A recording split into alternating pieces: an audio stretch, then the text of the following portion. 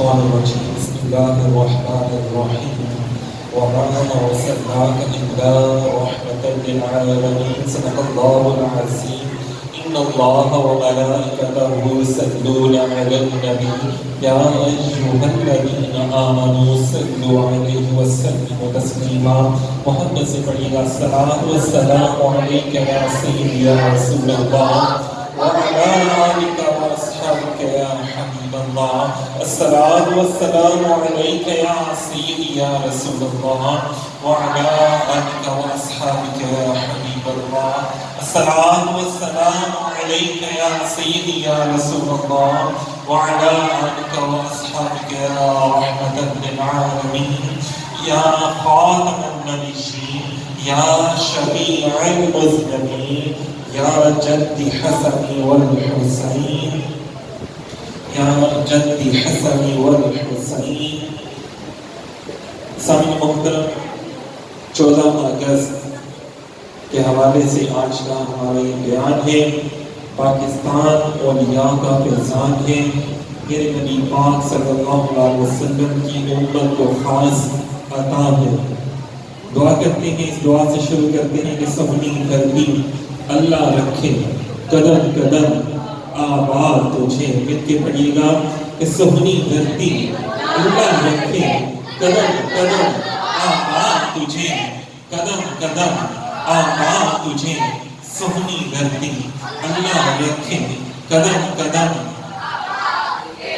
قدم قدم تیرا ہر ایک ذرہ ہم کو اپنی جان سے پیارا تیرا ہر ایک ذرہ ہم کو اپنی جان سے پیارا تیرے دم سے شان ہماری تجھ سے نام ہمارا تیرے دم سے شان ہماری تجھ سے نام ہمارا جب تک ہے دنیا باقی ہم دیکھیں آزاد تجھے ہم دیکھیں آزاد تجھے تیری پیاری سج دھج کی ہم اتنی شان بڑھائیں تیری پیاری سج دھج کی ہم اتنی شان بڑھائیں کہ آنے والی نسلیں تیری عظمت کے گن گائیں آنے والی نسلیں تیری عظمت کے گن گائیں جب تک ہے یہ دنیا باقی ہم دیکھیں آزاد تجھے ہم دیکھیں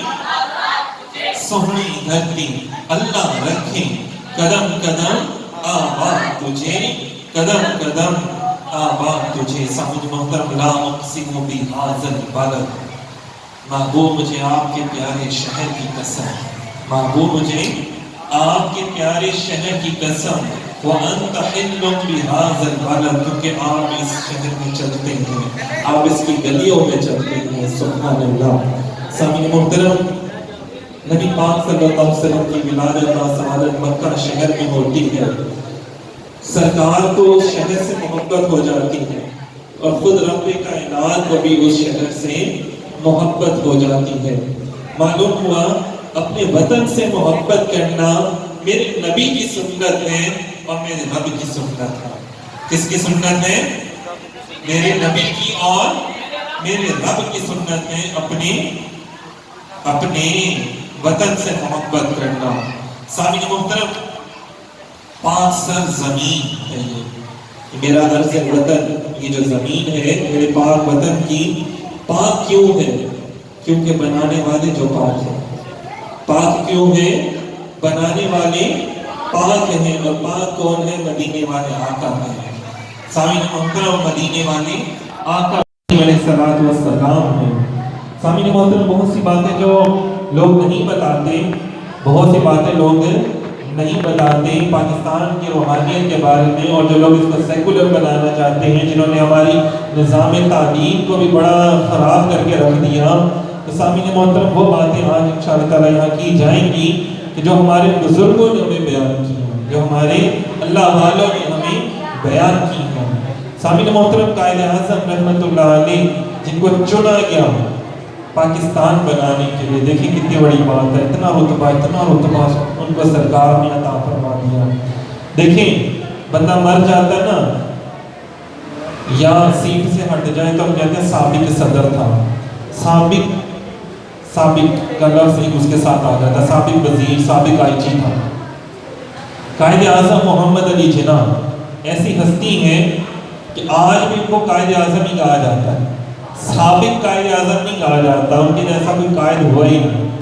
کتنی بڑی بات ہے، جیسے سابق داتا نہیں، سابق خواجہ نہیں، اسی طرح سابق قائد اعظم بھی نہیں۔ واصف علی واصف فرماتے ہیں کہ جیسے چشتیہ سلسلہ ہے، قادریہ سلسلہ ہے، نقشبندیہ سلسلہ ہے، اسی طرح قائد اعظم محمد علی جناح سے اللہ رب العزت نے ایک سلسلہ شروع کیا پاکستانیت کا۔ سبحان اللہ کہہ دیں، ایک طریقت کی بنیاد رکھی، اور وہ کیا تھی؟ پاکستانیت۔ یہ ایک ایسا گھر ہے، یہ ایسا ملک ہے جس کے باہر لکھا ہوا ہے لا الہ الا اللہ محمد رسول اللہ۔ دنیا میں یہ واحد وہ ریاست ہے، ایک ریاست اسرائیل ہے جو اپنے مذہب کے نام پہ بنی، اندازہ کریں، اور دوسری جو دنیا کی سب سے بڑی ریاست اس ٹائم دنیا میں موجود ہے، جو اسرائیل کی آنکھ میں بھی کھٹکتا ہے، دشمنوں کی آنکھوں میں بھی کھٹکتا ہے، اور وہ ہے پاکستان اسلامی جمہوریہ پاکستان، جو کہ خالصاً اسلام کے نام پر بنی۔ کیسے بنی؟ لوگ تو پتہ نہیں کیا کہ کچھ بیان کرتے رہتے ہیں۔ تو قائد اعظم محمد علی جناح رحمۃ اللہ علیہ نے ایک رات لندن میں تھے نا، تو آپ نے بڑے پریشان تھے، اگلے دن صبح جب اٹھے تو خادم نے پوچھا حضور بڑے پریشان ہیں آپ؟ تو انہوں نے کہا یار ایک واقعہ تو پیش آیا، میں کسی سے بیان نہیں کر سکتا، اگر کروں گا تو لوگ پتہ نہیں اس کو کس اور انداز میں لے لیں گے۔ تو انہوں نے اپنے خادم کو واقعہ بیان کیا، انہوں نے کہا یار یہ آگے آپ نے کسی کو نہیں بتانا، جب اگر میرا انتقال ہو جائے اور آپ زندہ باقی ہوں تو پھر آپ لوگوں کو اس سے بارے میں بتا سکتے ہیں۔ خواب کیا دیکھتے ہیں؟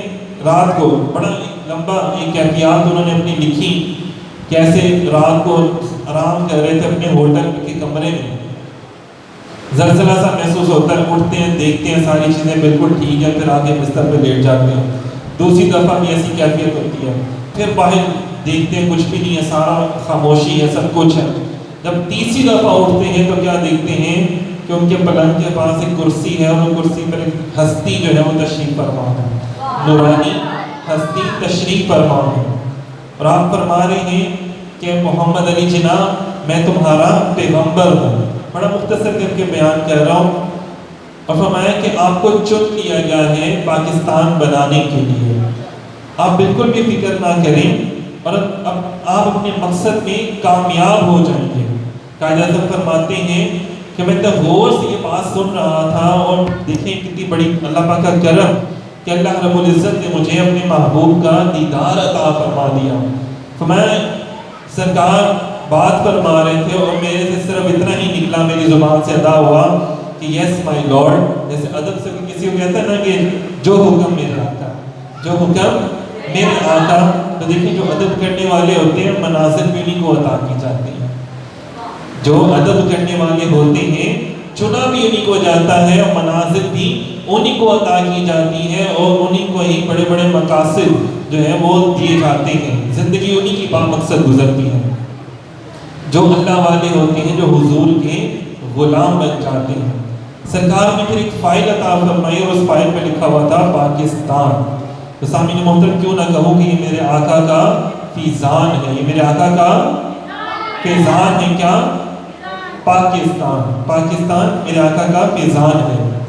سامعین محترم بڑے مشہور بزرگ ہوئے حضرت خواجہ فرید احمد، فرماتے ہیں کہ مجھے خواب میں نبی پاک صلی اللہ علیہ وسلم کی زیارت ہوئی، تو آپ نے فرمایا کہ تم یہاں لکھنے پڑھنے کا کام کر رہے ہو، جاؤ اگر چاہتے ہو کہ 1,00,000 قدم رب کائنات کی رحمتیں تمہارے پاس آئیں، یا 1,00,000 میل تم جہنم سے دور کر دیے جاؤ، تو تم مسٹر محمد علی جناح کے قافلے میں شامل ہو جاتے ہیں۔ اور وہ قافلہ کیا تھا؟ پاکستان بنانے والا قافلہ تھا، پاکستان کو سنوارنے والا قافلہ تھا۔ ذرا غور کیا جائے کہ بزرگوں کو سرکار فرما رہے ہیں، بزرگوں کو سرکار دو عالم صلی اللہ علیہ وسلم خود فرما رہے ہیں کہ جاؤ محمد علی جناح کے قافلے میں شامل ہو جاؤ۔ پہلے جتنے بڑے بڑے بزرگ تھے وہ یہی سمجھ رہے تھے کہ یار یہ سیاسی بات ہو رہی ہے، کوئی سیاسی گٹھ جوڑ ہو رہا ہے، کوئی مسلمانوں نے یا مطلب مسلمانوں نے نہیں، ایسے لوگوں نے مل کر ایک سیاست کی جماعت بنا لی ہے۔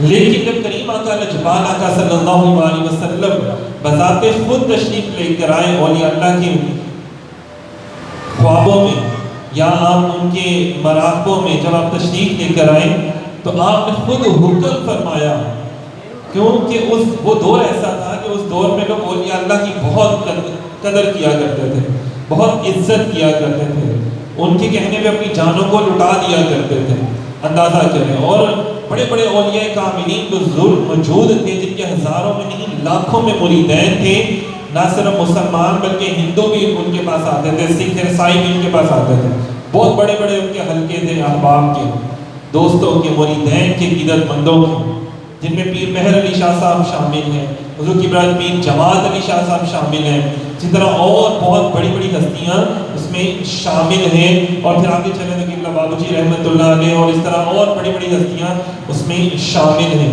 کتابوں میں ماشاء اللہ بزرگوں کے نام بھی ملتے ہیں۔ سامعین محترم، اگر میں یوں کہوں کہ یہ مدینہ تو ثانی ہے تو یہ غلط نہ ہوگا۔ مدینہ تو ثانی وہ مدینہ جس کو سرکار نے مکے سے ہجرت کی، مدینے میں تشریف لے کر گئے اور مدینہ شہر بنا دیا، یثرب کو شفا کی سرزمین بنا دیا۔ اور یہاں پہ دیکھیں کتنی بڑی بات ہے کہ انڈیا سے لوگ ہجرت کر کے آئے اور مدینے مطلب پاکستان میں آئے، تو یہاں جیسے مدینے کے انصار نے مہاجرین کو ویلکم کیا اور اپنی چیزیں ان کے لیے پیش کر دی، تو تاریخ نے دوبارہ دیکھا جب ہندوستان سے لوگ ہجرت کر کے آئے تو یہاں کے جو لوگ تھے انہوں نے ان کی کتنی خدمت کی، اپنے اپنے گھر ان کو ان کے لیے پیش کر دیے گئے۔ سامعین محترم، کتنی بڑی بات ہے، بہت سی مماثلتیں نکل آئیں گی، بہت زیادہ مماثلتیں ہیں اس کے اندر۔ بڑے بڑے عجیب لوگ بھی تھے، قدرت اللہ شہاب انہوں نے بھی اپنی کتاب میں اس کا ڈسکس کیا ہے کہ ایسے ایسے لوگوں نے اپنے اپنی گھروں سے پیسوں کی بوریاں لاگے پیش کر دی کہ جناب یہ جو ہمارے بھائی آ رہے ہیں، بہنیں، بیٹیاں آ رہی ہیں ہجرت کر کے، تو یہ ہم ان کے لیے وقف کرتے ہیں۔ لوگوں نے اپنی جائیدادیں دے دی، اپنے گھر دے دی، اپنی کوٹھیاں دے دی، لوگوں نے ہسپتال بنائے یہاں پر آ کر۔ اندازہ کریں کہ یہ وہ لوگ ہیں مدینہ جو ثانی۔ اکثر لوگوں کو میری یہ بات تھوڑی سی چبھے گی، یار یہ پاکستان ہے، سیکولر ریاست ہے۔ سیکولر نہیں ہے بھائی، یہ اسلامی ریاست ہے، تو پھر بھائی یار اس میں ترقی کیوں نہیں ہوتی؟ سامعین محترم، ہر ترقی کے پیچھے کچھ وجوہات ہوتی ہیں، کوئی کام کرنا ہوتا ہے۔ آپ کے سامنے دوائی رکھ دی جائے یا روٹی رکھ دی جائے کہ اس کو کھانا ہے آپ نے، اور آپ یہ کہ جناب میں نے نہیں کھانا، مجھے کوئی کھلائے تو میں کھاؤں گا۔ یار اب آپ کے سامنے روٹی رکھ دی ہے، ہاتھ اللہ نے آپ کو دیے تو اپنے ہاتھ سے بھی تھوڑی سی حرکت کر لیں آپ۔ سامعین محترم، مدینہ پاک جب بنا، سرکار مدینہ علیہ السلام نے بنا کے دے دیا، کن کو؟ صحابہ اکرام کو۔ کن کو؟ اور بولے تو صحیح، کن کو دیا؟ تو صحابہ اکرام نے کیسے مدینے کو اس میں ڈیولپمنٹ کیسے کی، انہوں نے کیسے بڑے بڑے کام کیے۔ حضرت ابوبکر صدیق رضی اللہ تعالیٰ عنہ، اب اندازہ کریں بڑے فتنے اکٹھے ہو گئے بعد از وصال رسول اللہ صلی اللہ علیہ وسلم کے، لیکن سب سے بڑا فتنہ آپ کے نزدیک کون سا تھا؟ عقیدہ ختم نبوت کا۔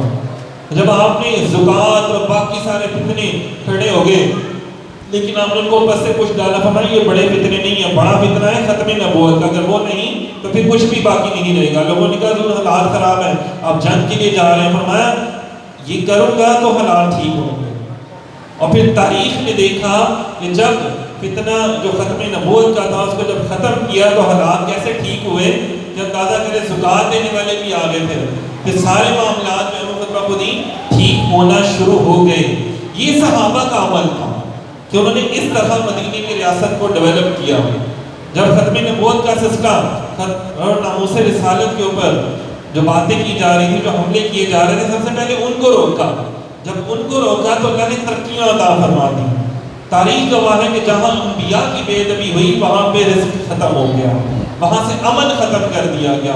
سامعین محترم، ذرا غور کریں ہمارے پاکستان میں کیا کیا جا رہا ہے۔ ہم ابھی عقیدہ ختم نبوت کے حوالے سے کوئی یوٹیوب پہ لکھ کے رکھے تو آپ کا چینل ہی ڈیلیٹ کر دیا جاتا ہے۔ یہ خود میرے ساتھ بھی ایسا ہوا، ہم نے عقیدہ ختم نبوت کے حوالے سے کچھ لکھا، بیان کیا، تو وہ انہوں نے فیس بک والوں نے بھی اور یہ سوشل میڈیا والوں نے اس کو ڈیلیٹ کر دیا۔ گانے، گندگی، غلاظت دو جہاں کی آپ لگائیں تو وہ جناب صاحب ایسے ہزاروں لاکھوں میں ان کے ویوز چلے جاتے ہیں، لوگ ان کو دیکھتے ہیں۔ تو جہاں پہ اچھی بات ہو، جہاں پہ ناموس رسالت کی بات آ جائے اس کو ڈیلیٹ کر دیا جاتا ہے. یہ کون سی آزادی ہے؟ یہ کون سی آزادی؟ شیطان کی آزادی ہے نا. جہاں پہ بھی شیطان کی آزادی ہوگی وہاں پہ کیا ہوگا؟ پھر ٹیکس بھی آپ کے اوپر بڑھا دیے جائیں گے، وہاں پہ پیٹرول بھی مہنگا ہو جائے گا، وہاں پہ بجلی بھی مہنگا ہو جائے گی، وہاں پہ آٹا ہونے کے باوجود آٹا نہیں ملے گا. کہ جہاں پہ انبیاء کی بے ادبی ہو، اللہ کے نیک بزرگوں کی بے ادبی کی جائے، وہاں سے اللہ پاک قرآن پاک میں بارہا اللہ پاک نے فرمایا کہ نوح علیہ السلام کے ساتھ بے ادبی ہوئی، نوح علیہ السلام کے ساتھ، اسماعیل علیہ السلام کے ساتھ، ابراہیم علیہ السلام کے ساتھ، یوسف علیہ السلام کو کنویں میں ڈالا گیا، 7 سال قحط پڑ گیا. اندازہ کریں کتنی بڑی بات ہے کہ کیا کیا معاملات نہیں ہوئے. جب صالح علیہ السلام کی اونٹنی کو مارا گیا تو اللہ تعالیٰ نے عذاب نہیں بھیجا. پھر جب انبیاء کرام کا ادب کیا گیا، ان کی باتوں پر عمل کیا گیا، ناموس رسالت کا احترام کیا گیا، تو پھر اللہ تعالیٰ نے کیا کیا ان کو؟ جب قوم نے موسیٰ علیہ السلام کا ادب شروع کیا تو اللہ تعالیٰ نے آسمان سے دسترخوان بھی نازل کیا. اللہ تعالیٰ نے پھر بارشیں بھی نازل کی، زمین کو حکم دے دیا کہ سبزہ اگاؤ، زراعت کا شعبہ، اندازہ کریں پھر ترقیاں سب کچھ آنا شروع ہو جاتی ہیں. اور پھر جب صحابہ کرام ان باتوں پر عمل کیا، حضرت عمر فاروق رضی اللہ تعالیٰ عنہ نے عمل کر کے دکھایا کہ ایسے اسلام نافذ کیا جاتا ہے. جب اسلام نافذ کیا تو دیکھیں ایک زلزلہ ہوتا ہے تو آپ زمین کو کہتے ہیں کیا عمر تیرے اوپر انصاف نہیں کرتا؟ اگر انصاف کرتا تو تھم جا، رک جا. تو اسی وقت زمین رک گئی. آج اس کو سائنسی توجیحات دے دی جاتی ہیں کہ نہیں یہ فلانا کوئی ایسا کام ہوا جس کی وجہ سے زلزلہ آیا. سامعین محترم، یہ زلزلے، سیلاب، یہ آندیاں، طوفان، یہ قحط تب آتے ہیں جب لوگ بے ادب اور گستاخ ہو جاتے ہیں. یقین کریں آج ہم استغفار کرنا شروع کر دیں اور آج ہماری زندگیاں صحابہ کرام کی زندگیوں کی طرح بن جائیں، یقین کریں آسمان سے رحمتیں برسنا شروع ہو جائیں گی، برکتیں نازل ہونا شروع ہو جائیں گی، یہ مہنگائیاں ساری ختم ہو جائیں گی. آج ہم ووٹ ہے نا، ووٹ کہتے ہیں نا، حلف نامہ لے لیتے ہیں، ووٹ لے لیتے ہیں. تو امام حسین پاک کو بھی تو یہی کہا گیا تھا کہ جناب ووٹ دے دو، حلف دے دو کہ آپ یزید کی بیعت کر لیتے ہو، آپ مانتے ہو اس کو. تو آپ سرکار نے فرمایا تھا نہیں، ایک میرا ووٹ اس کو امیر المومنین بنا دے گا اور تا قیامت لوگ یہ جانیں گے کہ خاتم الانبیاء سید الانبیاء کے نواسے نے ایک ایسے بندے کو ووٹ دے دیا کہ جو شرابی بھی ہے، زانی بھی ہے، غلط کام بھی کر رہا ہے. اندازہ کریں تو ساری عمر کے لیے لوگ اسلام سے دور ہو جاتے ہیں. تو آپ ڈٹ گئے، آپ نے عظمت کا رستہ اپنایا. رخصت بھی ہوتی ہے نا، لیکن آپ نے عظمت کا رستہ اپنایا. آپ نے فرمایا نہیں، ڈٹ جانا ہے. تو ڈٹ گئے. جب ڈٹ گئے نا تو پھر معاملات دیکھیں. آج ہر جگہ حسینیت زندہ باد کے تو نعرے لگتے ہیں، یزید کے نعرے نہیں لگتے ہیں. لگیں گے تو لعنت کے لیے لگیں گے، پلید کے لیے لگیں گے، برا کہنے کے لیے لگیں گے.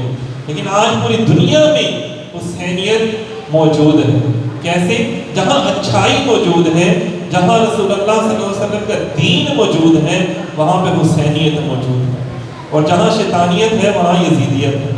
جہاں شیطانیت ہے وہاں یزیدیت ہے. سامعین محترم، اگر ہم چاہتے ہیں ہمارا یہ پیارا ملک، سونی دھرتی، یہ ہمارا پاک سرزمین جو ہے یہ پاک رہے، تو ہمیں بھی اپنی زندگیوں میں صحابہ جیسا عمل لانا ہوگا.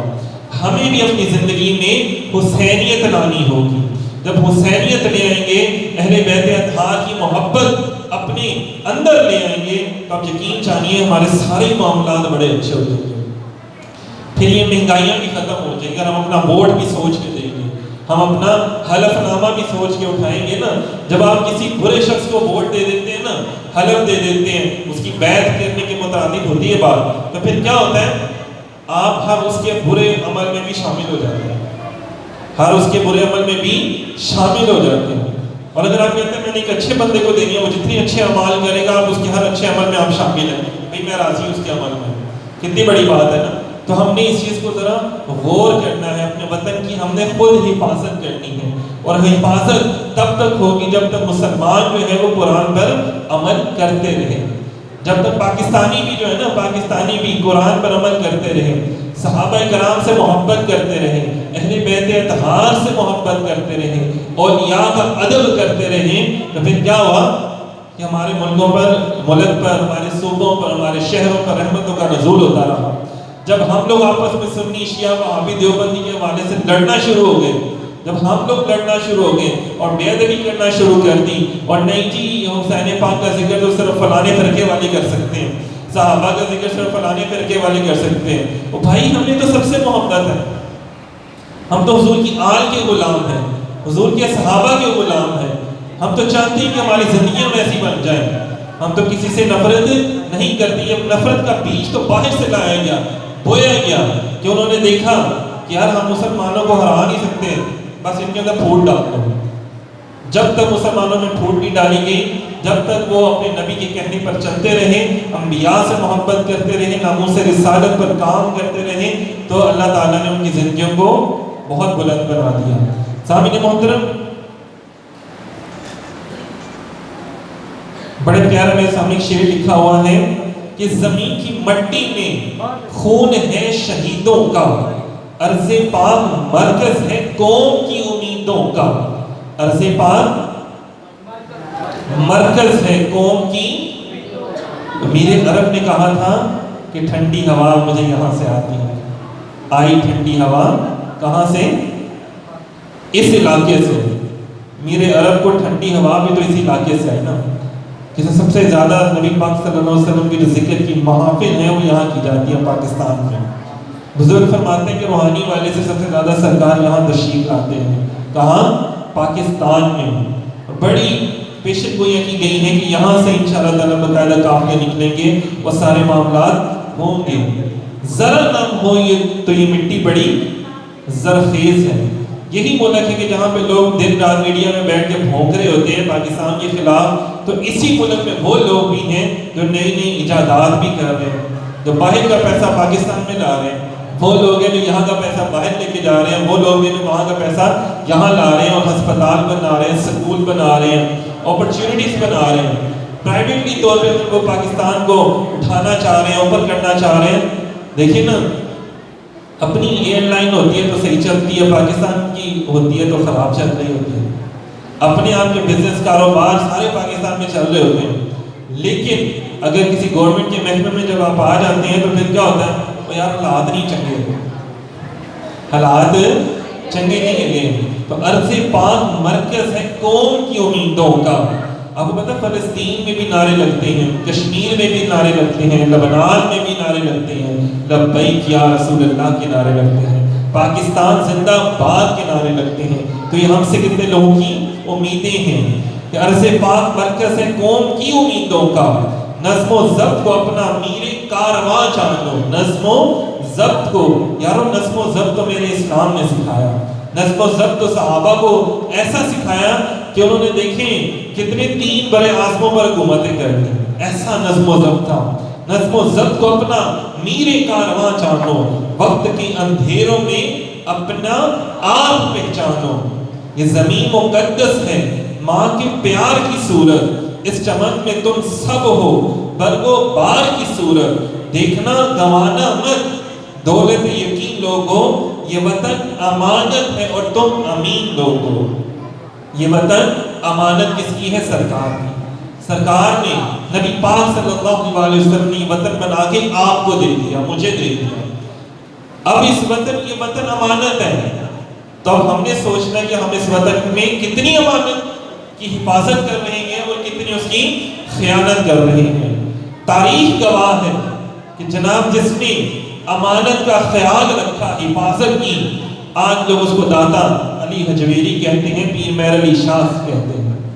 بڑے بڑے لوگ ہیں جنہوں نے یہاں پہ، یہ وہ اللہ والے ہیں، بزرگ ہیں، امام بری سرکار رحمت اللہ علیہ، بڑے بڑے بزرگ ہیں، بابا فرید الدین گنج شکر سرکار رحمت اللہ علیہ، حضرت علامہ اقبال قلندر لاہوری رحمت اللہ علیہ، کہ جنہوں نے بڑے بڑے انداز میں پاکستان کی خدمت کی۔ اور آج دیکھیں کیا ہے کہ آج ان کی مزارات پہ بھی جائیں نا تو ڈھیریوں سے بھی، کیا کہتے ہیں، مزاروں سے بھی، قبروں سے بھی لوگوں کو فیض ملتا ہے۔ اندازہ کریں، مردے کے پاس جاؤ تو فیض نہیں ملتا، زندوں کے پاس جاؤ تو فیض ملتا ہے۔ بل احیاء ولکن لا تشعرون، تمہیں شعور نہیں ہے۔ تو پھر اللہ ان کو بڑے بڑے رتبے بھی نواز دیتے جو پاکستان سے، جو اس امانت سے محبت کرتے ہیں، ایسا خیال رکھتے ہیں۔ جو خیانت کرتے ہیں، جنہوں نے پاکستان کو تباہ و برباد کیا، آج بڑے بڑے حکمران آئے اور سارے کے سارے آج ان کی قبروں کو بھی کوئی نہیں جانتا اور قائد اعظم کے مزار پہ جا کے سارے وہاں پہ ادب سے کھڑے ہوتے ہیں. علامہ اقبال کی دربار میں حاضر دے کے غازی علم الدین شہید رحمۃ اللہ علیہ کے دربار میں حاضر ہو کے ساری حاضری دیتے ہیں وہاں پہ اور ادب سے کھڑے ہو کے درود و سلام پیش کرتے ہیں. اور وہ بھی حکمران ہیں جنہوں نے پاکستان میں حکمرانی کی لیکن اس امانت میں خیانت کی, لوٹا. تو آج وہاں پہ لوٹے ہی ہوتے ہیں سارے. جنہوں نے لوٹا ہے تو وہ لوٹوں کے درمیان بھی رہتے ہیں, اور جنہوں نے خدمت کی ہے, امانت کو سنبھالا ہے, تو وہاں پہ سارے اللہ والے حاضری دیتے ہیں, حافظ قرآن حاضری دیتے ہیں. وہاں پہ تمام نیک لوگ اگر کہیں دیکھنا ہو تو اللہ والوں کی بارگاہ میں دیکھ لو, اندازہ کریں. بس دعا کرتے ہیں کہ سپنی دھرتی اللہ رکھے آباد تجھے قدم قدم. اللہ تعالیٰ ہم سب کو اس پاکستان سے اپنے عرض پاک سے محبت کرنے کی توفیق عطا فرمائے. بہت شکریہ, جزاک اللہ.